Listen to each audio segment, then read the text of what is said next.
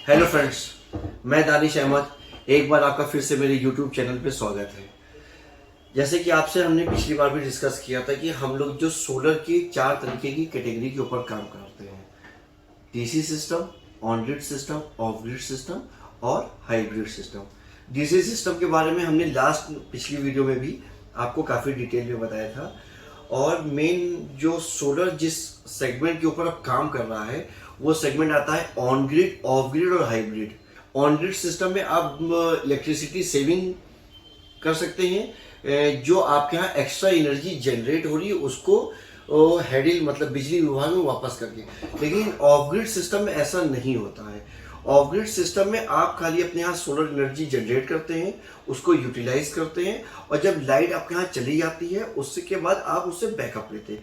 लेकिन hybrid system जो आ गया है ये बहुत ही अलग टाइप का सिस्टम है। और अलग टाइप का सिस्टम क्या है, इसको आप कह सकते हैं कि combination of on grid of grid system है। इसमें होता क्या है कि जो आप एक्स्ट्रा यूनिट जनरेट करते हैं वो आप बिजली विभाग में वापस भी भेज सकते हैं। प्लस जो ऑफ ग्रिड का फीचर होता है कि आपके यहाँ जब लाइट चली जाती है तो हाइब्रिड सिस्टम में बैटरी को भी ऐड रहती है। तो अगर लाइट चली गई है तो उसमें तब भी आप उसका बैकअप ले सकते हैं। मतलब हाइब्रिड सिस्टम में पहला तो आप लाइट चली गई तो बैकअप भी ले सकते हैं। दूसरा, अगर आपके यहाँ जितनी सरप्लस इलेक्ट्रिसिटी जनरेट हो रही है तो वो आप वायर नेट मीटरिंग हेडल में या फिर अपने यहाँ बिजली विभाग में ट्रांसफर भी कर सकते हैं। तो आइए आज समझते हैं कि लुमिनस में कौन से 2 मॉडल आ रहे हैं हाइब्रिड के। अभी फिलहाल लुमिनस ने करंट फेज में 2 मॉडल लॉन्च कर रखे हैं, 3.75 kVA और 5 kVA। ये दोनों को ही कंपनी ने 48 वोल्ट्स में बनाया हुआ है जी। 4 बैटरी ऑपरेट में, चाहे अगर आप 3.75 वाला सिस्टम लेते हैं तो वो भी 4 बैटरी से ऑपरेट होगा और चाहे आप 5 kVA वाला सिस्टम लेते हैं वो भी 4 बैटरी के ऊपर ऑपरेट होता है। दोनों का अगर हम एक रनिंग आपको फीचर बताते हैं, लेकिन उससे पहले आपको बता दें आज ये वीडियो को हमने एक इसमें स्टेप और ऐड ऑन किया है। लास्ट काफ़ी हमारे पास कमेंट आए कि इसको लाइव डेमो दिखाते हैं।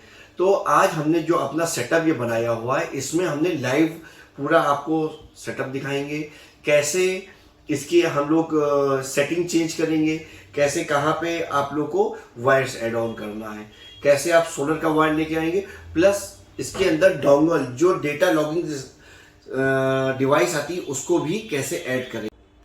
तो आइए दोस्तों अब बात करते हैं इसकी मेन स्पेसिफिक फीचर्स की कि इसमें कंपनी ने क्या क्या मेन फीचर्स डाले और हम लोगों को अगर 3.75 का या फिर 5 kV का 48 वोल्ट में कोई भी सिस्टम लगाते हैं तो उसमें लगाने से पहले क्या क्या ध्यान देना रहेगा, उसके ऊपर कितने वाट के पैनल हम लगा सकते हैं, उसमें कंपनी ने कितने एम्पियर की MPPT चार्ज कंट्रोलर दिया है और आउटपुट करंट कितना निकलेगा।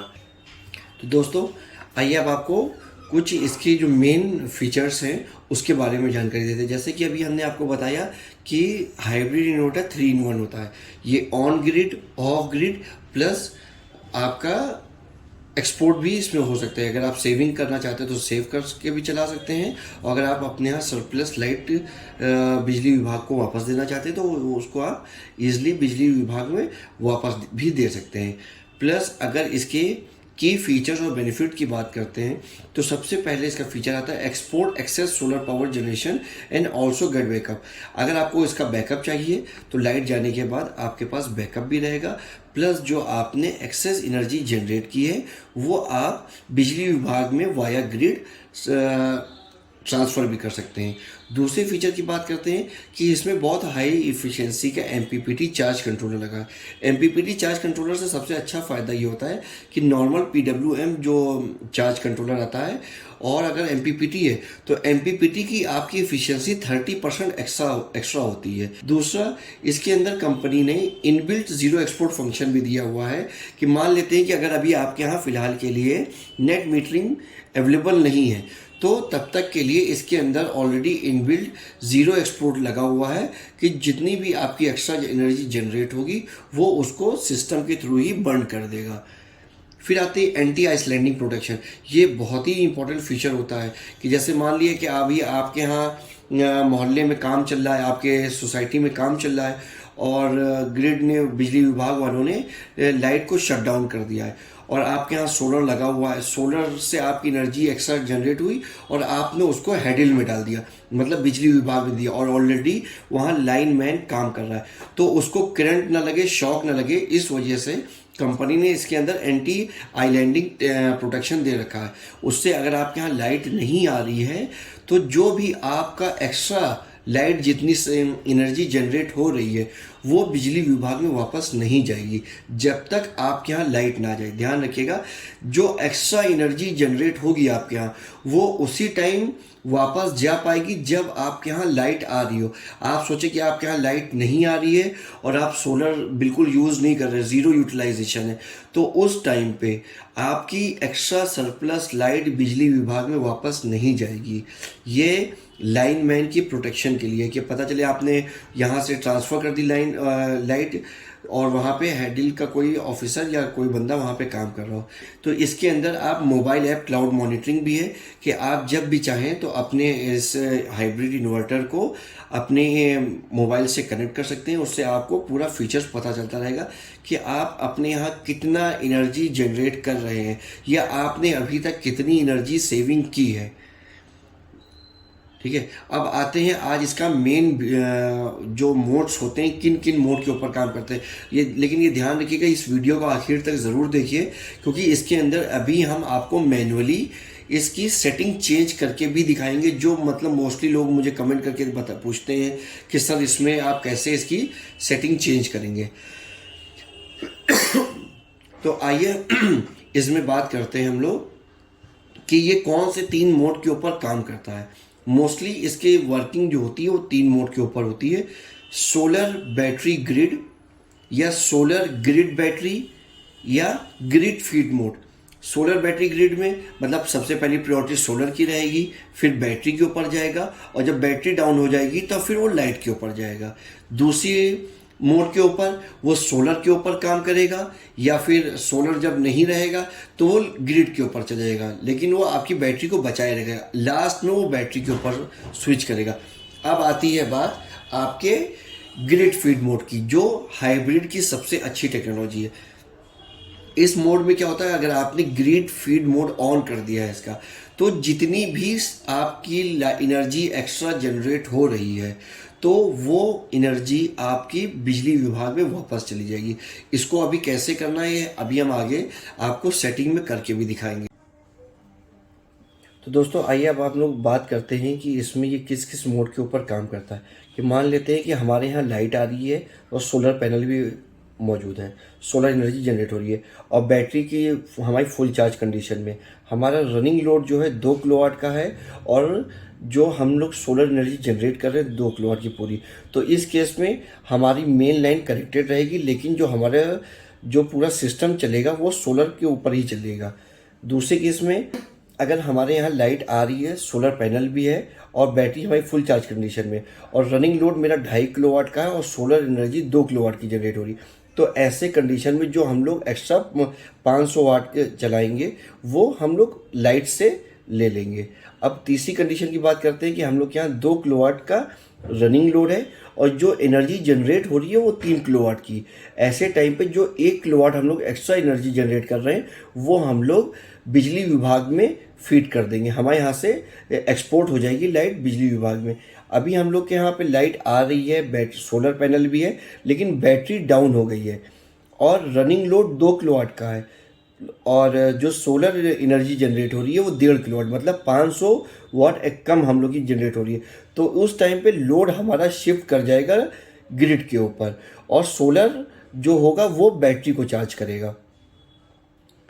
अभी हम लोग के यहाँ एक अलग सिचुएशन है कि ग्रिड नहीं आ रही है और सोलर पैनल है और बैटरी भी डाउन हो चुकी है और रनिंग लोड हमारा 1 किलोवाट का है और जो सोलर जनरेट कर रहा है वो 2 किलोवाट है। तो उस केस में solar will run the load and charge the battery with remaining 1 kilowatt. जो 1 किलोवाट है उससे लोड चलता रहेगा और जो एक्स्ट्रा एनर्जी जनरेट हो रही है उससे हमारी बैटरी चार्ज होती रहेगी। एक अलग सिचुएशन और आती है हम लोग के पास में कि हम लोग के यहाँ लाइट भी नहीं है, सोलर पैनल बस अवेलेबल है और बैटरी डिस्चार्ज हो चुकी है, लेकिन हमारा जो रनिंग लोड है वो ज़्यादा है, मतलब 2 किलोवाट का रनिंग लोड है। और जो हम लोग की सोलर एनर्जी जनरेट कर रही है सोलर पैनल, वो 1 ही किलोवाट है, मतलब 1 किलोवाट कम जनरेशन हो रही है। मतलब शाम का टाइम है, हम लोग के यहाँ 2 किलोवाट की हम लोग यूज़ कर रहे हैं और सोलर पैनल जनरेट 1 ही किलोवाट कर रहा है। तो उस केस में बैटरी अगर डिस्चार्ज है तो लो बैटरी ट्रिप हो जाएगा, inverter will shut down, solar will charge the battery and inverter will be turned on only after battery voltage will reach 52 volt. जब तक हमारी इन्वर्टर में लगी हुई 4 बैटरी 52 वोल्ट नहीं पहुंचेगी, तब तक के लिए हमारा इन्वर्टर शट डाउन कर देगा। इस चीज़ का बहुत ध्यान रखिएगा कि अगर बैटरी डाउन हो गई है और लाइट अवेलेबल नहीं है, सोलर पैनल है, तो तब तक वो हम लोग का सिस्टम ट्रिप हो जाएगा। ठीक है, आइए अब हम लोग बात करते हैं मेन अपने इन्वर्टर की सेटिंग कैसे करना है। तो आइए दोस्तों, अब देखते हैं कि अपने जो यह हाइब्रिड इन्वर्टर है इसके बैक पैनल पे कैसे क्या क्या है। ये बहुत ही इम्पोर्टेंट है। इसमें देखिएगा कि यहाँ पे कंपनी ने बैटरी एमसीवी दे रखी है, मेन एमसीवी दे रखी है, आउटपुट एमसीवी दे रखी है और सोलर एमसीवी दे रखी है। अभी हमने फ़िलहाल के लिए एक बहुत पतले वायर से इसका कनेक्शन कर रखा है, लेकिन कंपनी के नॉर्म्स के हिसाब से ही वायर यूज़ करिएगा। जो कंपनी ने इसमें आपको वायर दिया है वही आप साथ में लगाइएगा। अभी जो है यहाँ पे हम लोग बैटरी का मेन वायर यूज़ करेंगे। जो लाइन जिससे इनपुट आएगी वो यहाँ पे लगेगी, लाइन आउटपुट यहाँ पे लगेगी। बहुत इंपॉर्टेंट चीज़ है इसका न्यूट्रल। मोस्टली लोग इसमें न्यूट्रल जो होता है वो कॉमन कर देते हैं, लेकिन अगर आपको एक्सपोर्ट करना है, एक्स्ट्रा एनर्जी एक्सपोर्ट करनी है, तो आपको 2 सेपरेट न्यूट्रल लेकर के चलना पड़ेगा। Separate neutral for input and separate neutral for output. यहाँ बैटरी का निगेटिव वायर लगेगा, यहाँ सोलर पैनल का निगेटिव वायर और सोलर पैनल का यहाँ पे पॉजिटिव वायर। मेन अब हम लोग अपने इस सिस्टम को ऑन करते हैं।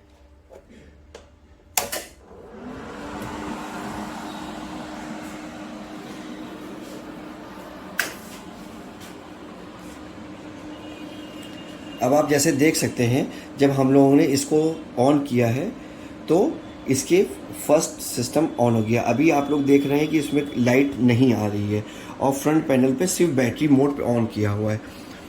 अभी हम लोग इसका मेन पावर सप्लाई, मतलब power switch on off button है, इसको जब थोड़ी देर प्रेस किए रहेंगे तब ये सिस्टम ऑन होगा। अब जैसे कि ये सिस्टम ऑन हो चुका है और आप देखिए प्रायोरिटी पे लिखा है GFM मोड, मतलब कंपनी जो इसमें मोड देगी वो ग्रिड फीड मोड ऑन करके देगी। अगर हम लोग को इसकी सेटिंग चेंज करनी है तो हम लोगों को मेन्यू बटन में आना है, पासवर्ड डाल देना है 000 और प्रायोरिटी सेटिंग मोड के ऊपर आ जाए। प्रायोरिटी सेटिंग मोड के ऊपर आप आने के बाद अप एंड डाउन कर सकते हैं कि इससे प्रायोरिटी सेटिंग क्या करना है, करंट कितने पे चार्ज करना चाहते हैं, वोल्टेज कितना आउटपुट आप लेना चाहते हैं, बैटरी कितनी कैपेसिटी की है, वो यहाँ से आप, अगर आपके यहाँ 150 एम्पियर बैटरी, 200 एम्पियर, उसको सेट कर सकते हैं। डेट टाइम सेटिंग कर सकते हैं। बैटरी किस टाइप की है, ट्यूबलर बैटरी है, लेड एसिड बैटरी है या SMF बैटरी है। अगर आप कुछ गलत सेटिंग कर सकते हैं तो यहाँ से आप फैक्ट्री सेटिंग को रीसेट कर सकते हैं, जैसी कंपनी ने सेटिंग करके दी थी। ग्रिड फीड करंट सेटिंग, ये बहुत इंपॉर्टेंट सेटिंग है। अभी इसको ऊपर भी हम लोग लास्ट में आएंगे। अभी हम लोग आ जाते हैं फर्स्ट सेटिंग के ऊपर, प्रायोरिटी सेटिंग के ऊपर। प्रायोरिटी सेटिंग में ये प्रायोरिटी सेटिंग में आते हैं तो इसमें कंपनी हम लोग को कई मोड देते हैं। ग्रिड फीड मोड, मतलब आपके यहाँ जो एक्स्ट्रा एनर्जी जनरेट हो रही है उसके ऊपर वो आपको फीड करना है या नहीं। दूसरा, नॉर्मल आप सोलर बैटरी ग्रिड मोड के ऊपर काम करना चाहते हैं या फिर सोलर ग्रिड बैटरी करना चाहते हैं या सोलर ओनली करना चाहते हैं। अभी हम लोग ग्रिड फीड मोड ऑन करते हैं अगर, तो ये सेव हो गया। अभी हम लोगों ने इसकी main setting grid feed mode के ऊपर ही कर रखी है, लेकिन जो मेजर इस इन्वर्टर की टेक्नोलॉजी है वो ग्रिड फीड मोड है। अगर हम लोग को ग्रिड फीड मोड की टेक्नोलॉजी के ऊपर आना है तो हम लोग को इस सेटिंग में जाना पड़ेगा, GFM, grid feed mode current setting. जब इस सेटिंग के अंदर हम लोग आ जाएंगे तो हम लोग देखेंगे कि इसमें कई फीचर्स ओपन होते हैं। करंट 0 फीट कि मतलब जो आपके यहाँ एक्स्ट्रा एनर्जी जनरेट हो रही है तो क्या आप वो बिजली विभाग में देना चाहते हैं? अगर आपने 0 फीट पे कर रखा है तो जो आपके यहाँ एक्स्ट्रा एनर्जी जनरेट हो रही है वो हैंडल में नहीं जाएगी। तो इस सेटिंग को आपको चेंज करना है। आपको करंट को अलाउ फीड पे ला करके सेव कर देना। ध्यान रखिएगा, ये 0 फीट से हटा करके आपको अलाउ फीड में ला करके सेव कर देना है। जब डेटा सेव हो जाएगा आप बैक स्क्रीन पे वापस आ जाएंगे। अब आपकी ये मेन सेटिंग हो चुकी है। मेन सबसे इम्पॉर्टेंट चीज़ यही है, जब इसमें लाइट का कनेक्शन आ जाएगा तो जो आप ये ग्रिड वाला देख रहे हैं तो इसके अंदर लाइट जलेगी। जब आपके यहाँ सोलर पैनल अवेलेबल होगा तो पीवी वाली लाइट जल जाएगी। जब सोलर स्विच करेगा तो स्विच वाली लाइट जलेगी। जब लोड आपके यहाँ चलता रहेगा और जब अगर आपके यहाँ कोई ख़राबी आती है तो ये फॉल्ट का मोड लाइट जल जाएगी। फॉल्ट की लाइट अगर जलती है तो ध्यान रखिएगा कि आपको ये करंट वाला सिस्टम है, इसको ओपन नहीं करना है। आप लुमिनस के टोल फ्री नंबर पे ज़रूर फ़ोन करिएगा और वहाँ से आपको इंजीनियर ही आकर के इसको सेटिंग करेगा। कभी भी आपको लुमिनस के किसी भी प्रोडक्ट में दिक्कत होती है तो इनका टोल फ्री नंबर आप नोट कर लिए 1800-103-3039। आप इसके ऊपर कंप्लेन ज़रूर लॉक कराएं और ख़ुद से इसकी सेटिंग कभी ना चेंज करिए। अगर आपके यहाँ आपने इसकी सेटिंग गड़बड़ कर दी है तो आपके यहाँ सबसे ज़्यादा दिक्कत है कि आपके आउटपुट सप्लाई भी बंद हो सकती है और जो बिजली का बिल है वो भी ज़्यादा हो जाएगा। तो दोस्तों आपने देखा आज कैसे हम लोगों ने लुमिनस के हाइब्रिड इन्वर्टर के स्पेसिफिकेशन आपको बताया है। फ्रेंड्स, इस वीडियो को आप लोग अगर कई बार देखना पड़ेगा, तब आपको इसकी सारी जितनी भी मेन स्पेसिफिकेशन है आपको तभी इसके बारे में पता चलेगी। कई बार आप लोग कई पॉइंट्स मिस भी कर देंगे। तो इस वीडियो को अगर कोई भी आपके सवाल होंगे तो उसको कमेंट सेक्शन में आके ज़रूर पूछिएगा और इस वीडियो को लाइक करना ना भूलिएगा। अगर अभी तक आपने मेरे चैनल को सब्सक्राइब नहीं किया है तो आप सब लोग से रिक्वेस्ट है, मेरा चैनल को ज़रूर से ज़रूर सब्सक्राइब करिए और इस वीडियो को ज़्यादा से ज़्यादा अपने दोस्तों के साथ शेयर करना ना भूलें। मिलते हैं दोस्तों एक फिर से नई वीडियो के साथ, तब तक के लिए जय हिंद।